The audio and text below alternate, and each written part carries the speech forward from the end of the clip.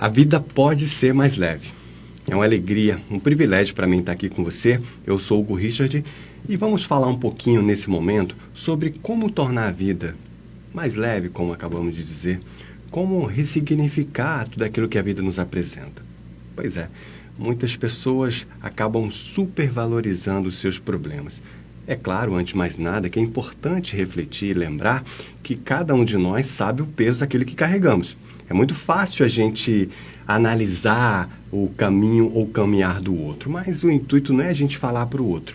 O intuito agora é a gente se olhar no espelho e olhar para dentro de si. Tentar extrair o que nós temos de melhor. Eu costumo dizer que quando a vida nos apresenta desafios, problemas, na verdade, não é a vida querendo nos derrubar.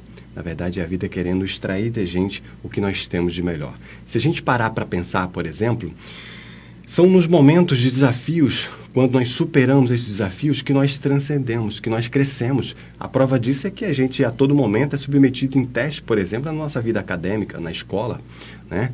Todo período, ou por um curto período, nós somos submetidos a provas. E essas provas nos dá aptidão a seguir em frente. E é uma coisa interessante, diga-se de passagem. Parece que quando você não passa nessa prova, você repete essa prova. A vida é a mesma coisa. Será que muitas vezes, olhando para um passado, às vezes nem muito distante, será que você não repetiu essa prova e alguns problemas vêm se repetindo? Às vezes um problema de relacionamento, às vezes um problema de emprego, às vezes um problema no dia a dia, às vezes a saúde que não se restabelece. E por falar em saúde, até a doença muitas vezes é uma prova de que alguma coisa não foi muito bem. Temos que analisar que a doença, quando surge, na maioria dos casos, é para nos dar um sinal que alguma coisa não está muito bem ou não foi muito bem, digamos assim, sucedida no passado. Quando você sente dor de cabeça, por exemplo, o que será que aconteceu algumas horas antes? Quando você sente uma gastrite, quando você tem algum tipo de doença, eu costumo dizer que em muitos casos, claro que não dá para generalizar, mas em muitos casos, as doenças, elas são os efeitos, não as causas. Vamos parar para analisar. Mas para a gente refletir, vale a pena a gente parar para entender e pensar o que eu posso fazer para tornar a minha vida mais leve. Sabemos que os problemas surgem e naturalmente surgirão ao longo de toda a nossa existência. Então, se eu sei que o problema vai surgir e muitas vezes ele já está instaurado em nossa vida, por que não ressignificar? Porque alguns casos nós chamamos de problemas, outros seriam sonho, porque em várias situações nós esquecemos que um dia sonhamos com alguma coisa que temos hoje. E pelo fato de nós termos essa coisa que no passado, não muito distante, nós sonhamos, muitas vezes nós banalizamos. E aí eu te faço uma pergunta agora muito interessante. Você se lembra da sensação que você tinha quando você sonhava em ter alguma coisa que você tem hoje? Pois é. Certa vez eu estava conversando com uma amiga que ela estava reclamando porque a piscina dela dava muito trabalho. E eu perguntei para ela, você já parou para agradecer porque você tem uma piscina? Quantas pessoas gostariam de ter e não tem? E aí ela começou a ressignificar, a gente continuou aquele papo ali. Muitas vezes nós reclamamos de alguma coisa ou criticamos alguma coisa porque aquela coisa não está exatamente como a gente gostaria que estivesse, só que a gente não para agradecer pelo fato de nós termos. E o fato de querer que as coisas estejam como nós gostaríamos, muitas vezes demonstra uma certa imaturidade nossa. Meus amigos, muitas vezes, em muitos casos, nós nos comportamos como crianças mimadas. Eu sempre brinco com as pessoas dizendo que por mais poderoso, ilusoriamente, que uma pessoa possa ser, ou que pense ser, ilusoriamente, claro, essa pessoa é incapaz de controlar a própria respiração.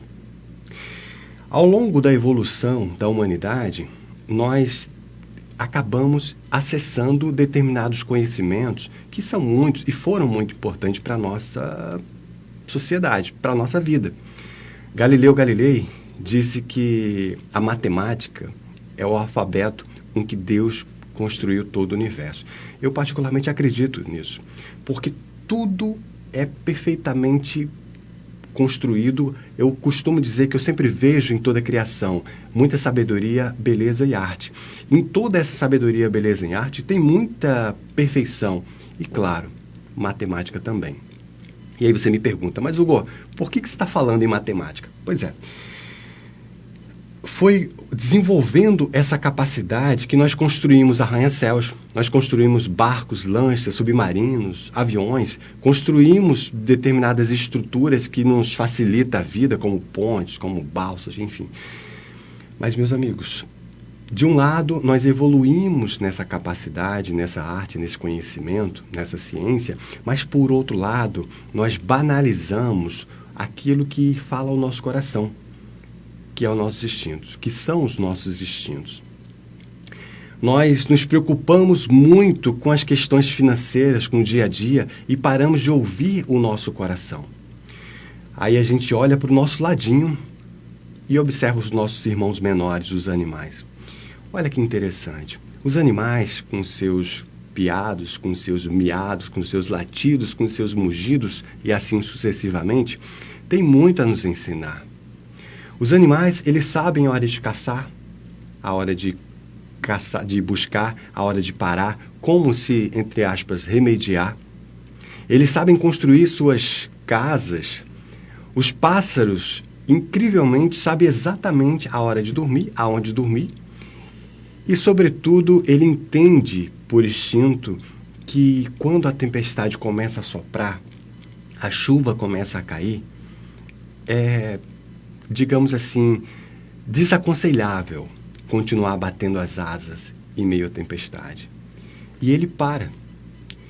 Inconscientemente ou conscientemente, ou até pelo instinto, como a gente está dizendo aqui, ele começa a entender que vale a pena esperar. E aquela chuva vai cair por 1, 2 horas, 3 horas, 1 dia, 2 dias, enfim, não importa o tempo. Mas ele sabe que depois da tempestade, o sol há de brilhar. E ele vai tocar a vida. Quantas vezes, quando a vida está nos mostrando uma tempestade, que lembrando que todos nós passamos, né? Naturalmente, todos nós passamos.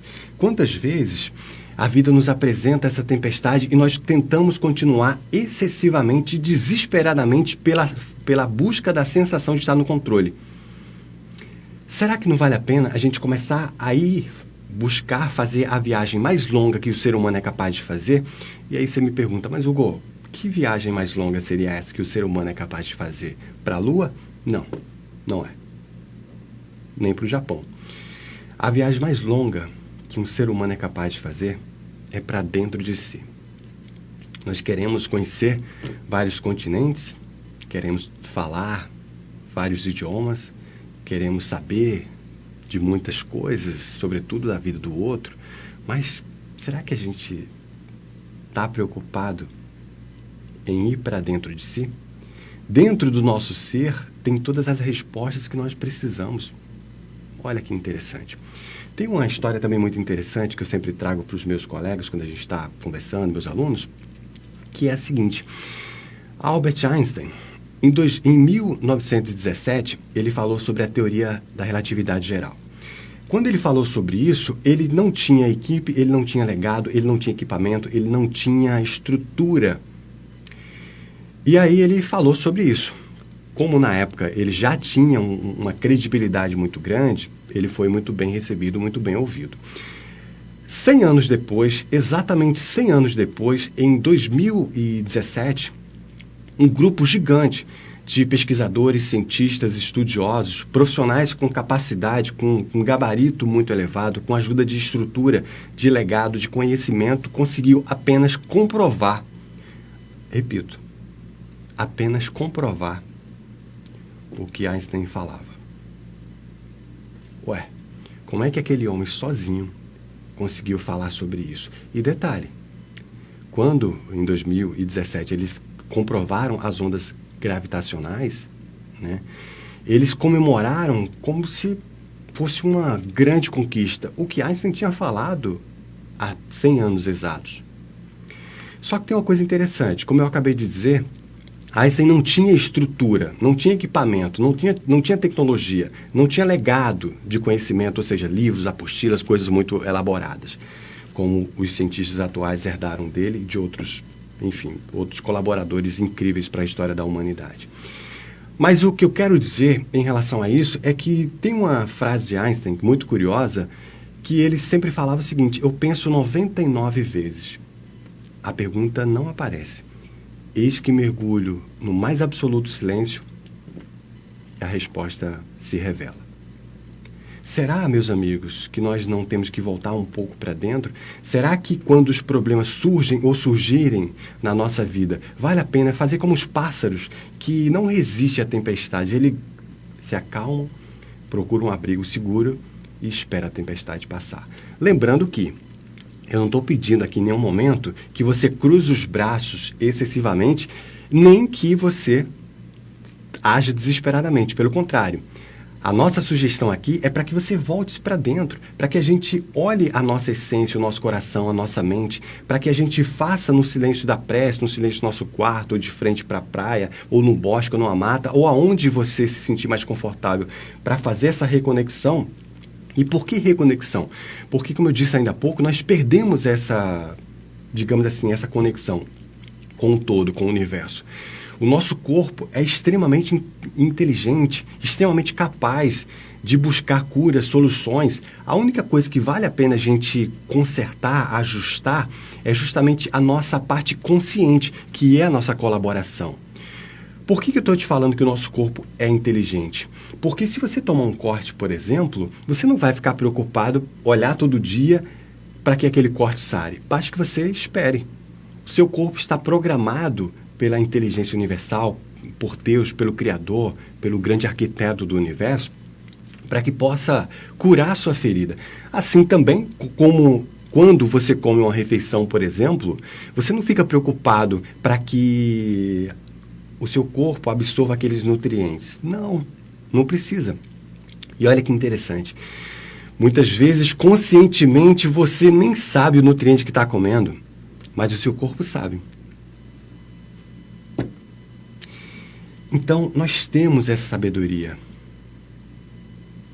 Se nós acessarmos essa sabedoria através da prece, através da oração, a nossa vida vai ser muito melhor. Quando os problemas surgirem, nós vamos entender claramente, com muita tranquilidade, que nós vamos achar o melhor caminho, como a água, por exemplo. Se você pegar a mangueira do seu jardim e ligar a água, você vai perceber que a água sempre procura o melhor caminho para seguir. Ela sempre vai para o melhor caminho. Ela nunca resiste aos obstáculos. E quando ela encontra um obstáculo, ela simplesmente vai represar para poder transbordar aquele obstáculo. E por que não fazer isso? Por que não começar a olhar para dentro e perceber que nós precisamos trabalhar a nossa autoconfiança, a nossa fé? O querido Emmanuel tem uma frase que eu particularmente adoro, que ele sempre fala que nos momentos de desafio, nós temos a oportunidade de exercer a nossa fé. É muito fácil falar de fé quando está tudo muito bom. É muito fácil falar de fé quando está tudo perfeito. Mas e quando surgem os desafios? Será que nós nos desesperamos? Pois é. Acho que nós temos, sim, a todo momento, a oportunidade de praticar nossa força interna, praticar nossa fé, trabalhar nossa mente, trabalhar nossa motivação. E a motivação, diga-se de passagem, que é outra questão muito importante. Eu sempre converso com as pessoas e digo, a motivação são os motivos que levam à ação. Se você leva um dia após o outro sem nenhuma expectativa, dificilmente você vai ter ânimo para construir o que você quer, para realizar o que você quer, porque muitas vezes nem você sabe o que você quer. Só que quando nós nos apegamos a um sonho, um objetivo, uma meta, abraçamos uma causa, nós ganhamos energia, a força que nós precisamos para transformar aquilo que nós queremos. Se você olha para o teu filho e fala, olha, o meu sonho, o meu objetivo, a minha motivação, ou seja, o meu motivo que leva à ação, é formar o meu filho na faculdade, é comprar o meu apartamento, é emagrecer tantos quilos, é fazer a viagem dos sonhos, é poder casar, é poder construir uma casa, é poder ajudar os meus filhos a construírem suas casas, é poder ajudar uma causa, ajudar os cães que estão na rua, ajudar a reflorestar uma mata, uma rua, um bairro.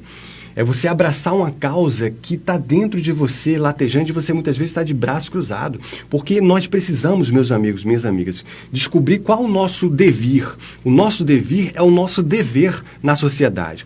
Nós vivemos num planeta, nós respiramos a todo momento, desde que nascemos. Nós comemos as frutas, as plantas, as folhas, comemos os outros animais. Qual a nossa colaboração para a sociedade? Qual a nossa colaboração para esse planeta maravilhoso que nos serve de casa e nós podemos devidamente chamá-lo de mãe? Quando nós descobrimos qual o nosso devir, ou seja, qual o nosso dever, a vida passa a ficar luminosa. Nós ganhamos luz. Porque o contrário da luz é a ilusão. A ilusão é o que não tem luz. Mas quando a luz surge, nós ganhamos lucidez. Que a ilusão se dissipe da nossa mente, dos nossos dias. Que as nossas ideias, nossos pensamentos, o nosso coração possa ganhar clareza, possa ganhar lucidez, que é aquilo que tem luz. E por falar em coração, nós temos que a todo momento trabalhar também a motivação do nosso coração. O nosso coração é como se fosse a nossa usina de energia.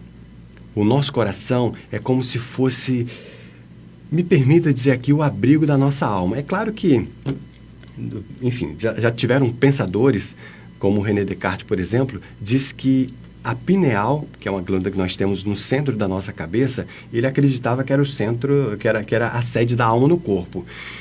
Com a evolução dos estudos, e claro que quando, enfim, Descartes falou sobre isso, foi uma afirmação muito à frente do tempo dele, que, enfim, anos e anos depois, a ciência pôde comprovar que a pineal tem uma função incrivelmente importante, por sinal a gente pode até falar em outros momentos sobre a glândula pineal, que, resumidamente, eu poderia dizer que ela é a antena Wi-Fi do seu corpo.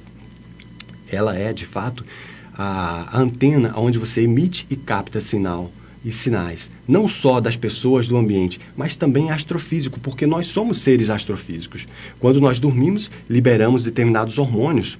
Quando nós estamos acordados, recebendo energia do Sol, nós também recebemos outros hormônios. Quem faz essa contagem é a pineal. A pineal também é o relógio do corpo. Mas quando Descartes falou que a pineal era, de fato, a sede da alma, ele fez uma afirmação muito além da estrutura e do conhecimento da época, por sinal muito futurista, mas eu te diria, pelo o que eu estudo, pelo que eu pesquiso, e abrindo um parênteses aqui para dar uma opinião muito humilde, baseado num pouco que eu conheço, que eu estudo, é que a sede da alma seria o nosso coração. Por quê? Você nunca fala, por exemplo, que quando você ama alguém, eu te amo muito, você mora no meu pé. Não. Você fala, mora no dedo? Não. Mora no seu coração. Todas as culturas que eu particularmente conheço, que eu tive o privilégio, a oportunidade de estudar, as culturas de vários países do mundo, separadas pelo oceano e também pelo tempo, eu pude constatar, e você há de convir, que o coração é sempre um lugar extremamente especial. E olha que interessante, a ciência evoluiu e falando sobre o poder da fé, o poder do sentimento, você começa a entender que o cérebro ele é uma forma de você produzir também energia. O coração produz sentimento. É como se, a grosso modo, enfim, falando aqui, perdendo um pouco na didática, eu diria que, ou melhor, ganhando na didática, né, mas, digamos, diminuindo aqui um pouquinho o rigor da nossa avaliação científica, até porque aqui não é uma aula de medicina, é só um bate-papo entre amigos. Então, é como se o coração produzisse o sentimento e o cérebro raciocinasse. E a mente viesse de fora. É como se a mente, por exemplo, fosse a internet. O seu coração, né, produzisse o sentimento e o seu cérebro produzisse essa energia. É no cérebro que nós nos reconhecemos. A prova disso é que você, quando se olha no espelho, você se olha nos olhos. Mas, embora você se reconheça na cabeça, porque é aqui que você sente o pensamento acontecer, é no coração que você se percebe. É esse sentimento que está aqui dentro que faz você ser você. A prova disso é que se você chegar no seu espelho e for fazer uma promessa para você, eu vou começar a dieta na segunda-feira, né? E você se olha no espelho e se olha firmemente, embora você se perceba no cérebro, mas você se sente no coração. E você bate no coração, eu vou fazer. Você não bate na cabeça, você bate no coração, né? Eu vou fazer. E quando você sente verdadeiramente essa energia que está dentro do teu coração, processado e raciocinado pelo cérebro, captado e, digamos assim, acessado pela mente. E tem uma frase também muito interessante de um médico que eu particularmente adoro o trabalho dele, que ele fala que acreditar que as nossas ideias moram dentro da nossa cabeça é como acreditar que os atores moram dentro da televisão. Não moram, né? As nossas ideias vêm de fora. E olha que interessante, se você for fazer, por exemplo, um exame de eletroencefalograma, prender eletrodos à sua cabeça, hoje, com o avanço da tecnologia, é possível mensurar as suas ondas mentais, as suas ondas cerebrais. Não é incrível? E, ao mesmo tempo, se você for fazer um eletrocardiograma, você consegue medir também as ondas do seu coração. Eu sempre falo para o meu filho que uma das bobagens maiores que eu já fiz na vida foi, em muitos momentos, acumular sentimentos desagradáveis na nossa cabeça, na minha cabeça e no meu coração. E isso acontece a todo momento. Quem sabe você que está aí me assistindo, em algum momento você já fez isso. E quantas vezes hoje, já com esse pouco de conhecimento, já dado esses primeiros passos nessa infinita caminhada do conhecimento, ao longo dos meus 41 anos, eu ainda olho e percebo que em vários momentos eu tento inconscientemente guardar uns sentimentos desagradáveis no coração. Mas não, nós precisamos nos libertar. Olhar para o passado só para entender e aprender com os nossos erros ou com os nossos acertos. Por sinal, esse é um dos motivos que nós estudamos história. Nós não estudamos história porque nós vivemos no passado. Nem fazemos planejamento porque vivemos no futuro. Nós vivemos no presente. E é no presente onde tudo acontece. É no presente que, de fato, nós vivemos. É no presente que está todo o poder. Tudo se resume no presente. Mas é importante nós planejarmos nosso futuro sem excesso, porque aquele que vive muito no futuro vive muito ansioso. Aqueles que vivem muito excessivamente no passado vivem com depressão. É no presente que acontece. E, por sinal, aqueles que vivem excessivamente no presente gera estresse. Então, um dos grandes segredos da vida, meu amigo, minha amiga, é justamente o equilíbrio. Que nós possamos acessar o nosso coração, que nós possamos libertar das dores, das mágoas. E diga-se de passagem que as mágoas são as más águas que nós guardamos. As más águas dos irmãos, dos pais, do marido, da esposa, do chefe, da briga na rua, da discussão com o vizinho. As más águas das decepções consigo mesmo, quando você buscava e queria fazer alguma coisa que você não conseguiu, mas que naquele momento você não teve maturidade para perceber que aquilo fazia parte da sua história. Vamos honrar o nosso passado. Vamos libertar essas mágoas, essas más águas que estão dentro da gente, até porque, se você parar para pensar, se você for lá na colina pegar uma água nascente com pH acima de 4,5, maravilhosa, digamos assim, perfeita para o consumo humano, mas se você deixa essa água parada por muitos meses, aquela água que no momento lá atrás era maravilhosa para o consumo humano, ela vira veneno.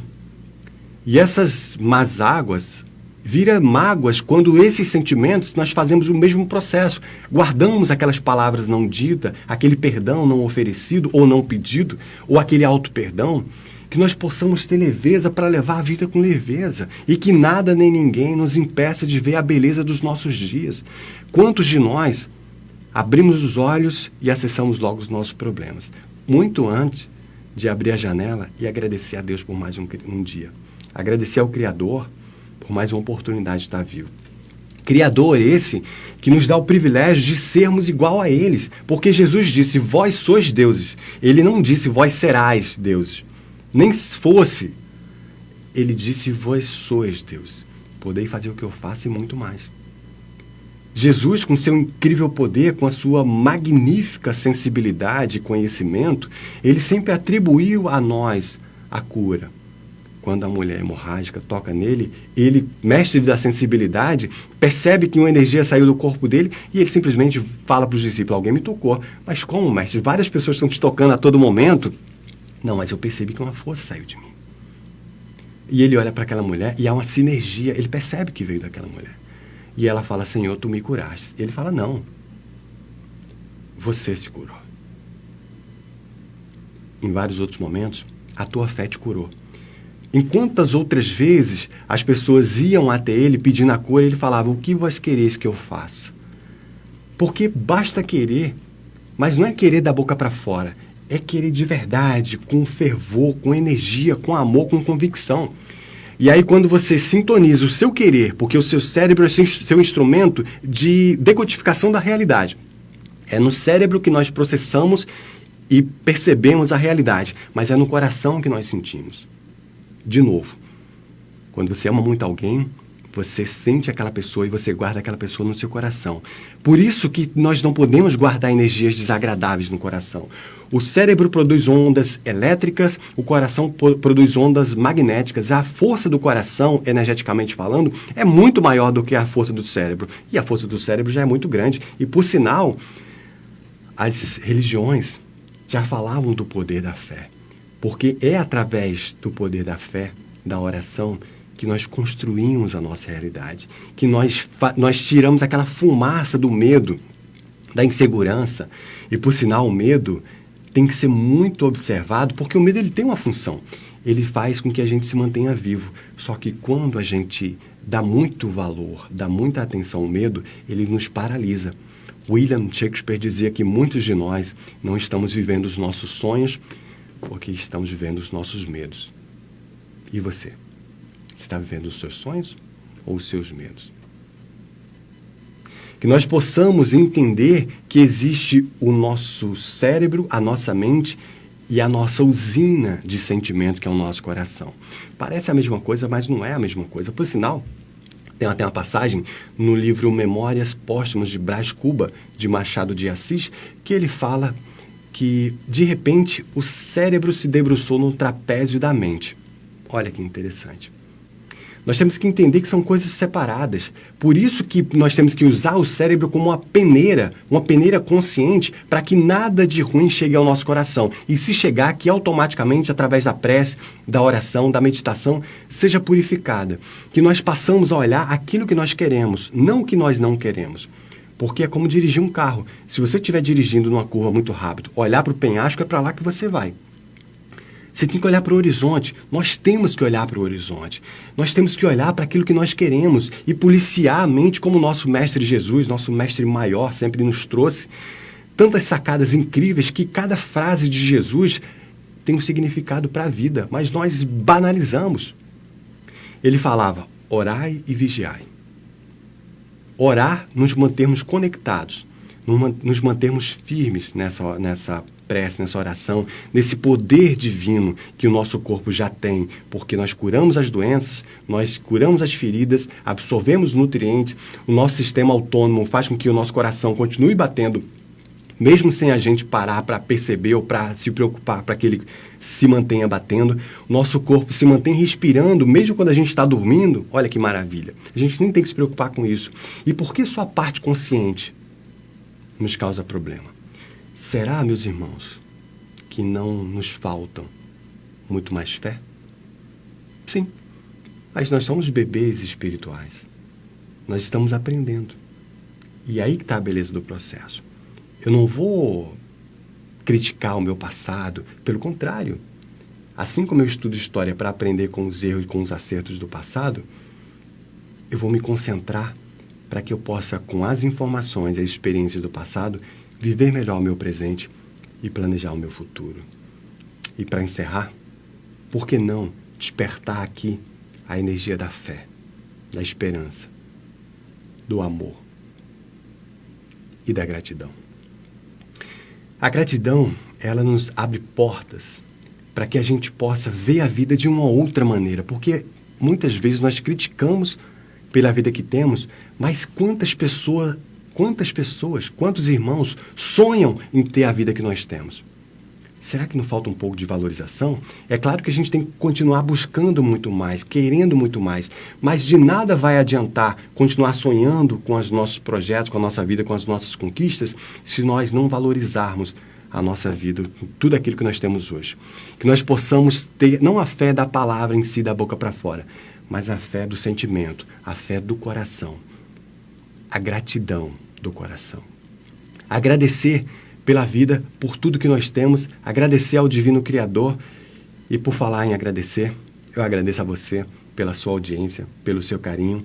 A gente se encontra muito em breve aqui nos canais do MAP. Peço a você que compartilhe essa mensagem. Quem sabe tem alguém nesse momento precisando ouvir essas reflexões. Vamos juntos aprender. Eu sou Hugo Richard e a gente se encontra muito em breve.